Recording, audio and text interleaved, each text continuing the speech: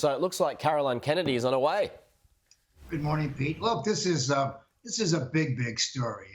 Caroline Kennedy is an editor, a lawyer, a philanthropist, former ambassador to Japan, which is no small thing, and the remaining child of John Kennedy and his wife Jacqueline, and she's 63 years old. Her mother died at 64 of lymphoma, so she's going to outlive her mother. And this is a very big appointment for two reasons. And she's my 14th ambassador since I've been here since 1973. Australians have had all kinds of American ambassadors. Some of them have, good, the bad, and the ugly. They had a woman here in 1997, Genta Holmes, who was a professional diplomat. She was very, very professional. She was very funny, too, as a matter of fact. But Australians like their ambassadors who are close to the President of the United States, the kind of person who could pick up the phone. And the second thing is they like a brand name.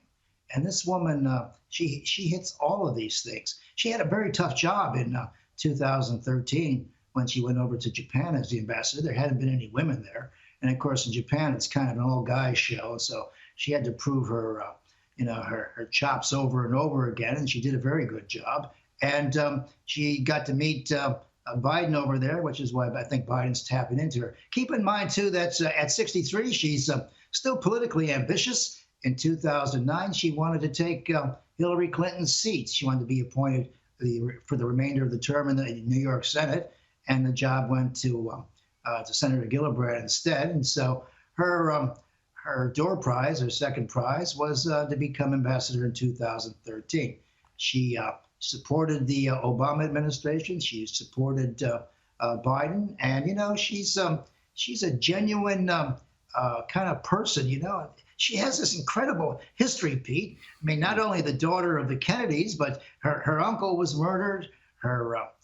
She was a protege of Ted Kennedy, and she was the stepdaughter of Aristotle Onassis, who was a world-class creepy type guy. So she's the bold and the beautiful and West Wing all together, and Australians are going to be in for a wonderful ride. Oh, great. Now, you just talked about Joe Biden too.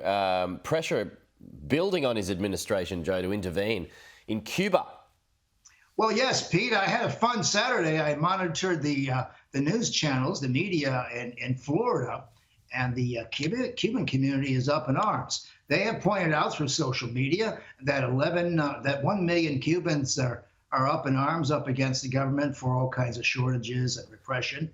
And there are only 11 million people in Cuba, so it's 10% of the population is up in arms.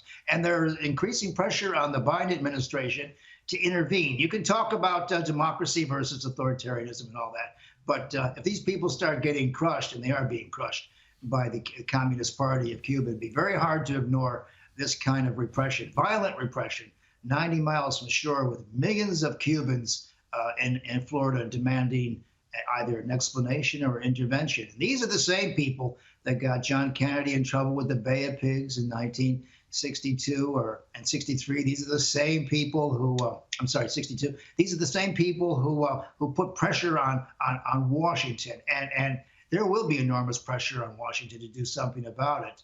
And I think Biden won't be able to withstand the pressure.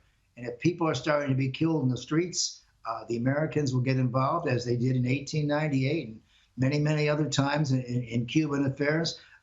And of course, Cuba can always count on Russia's support. We don't want to see troops in there providing any kind of cover for Putin. And so 90 miles from America's shore, Putin has got one hell of a problem on his hand, and he's not going to be able to duck this one. Okay, Joe, we'll leave it there. Talk to you next week.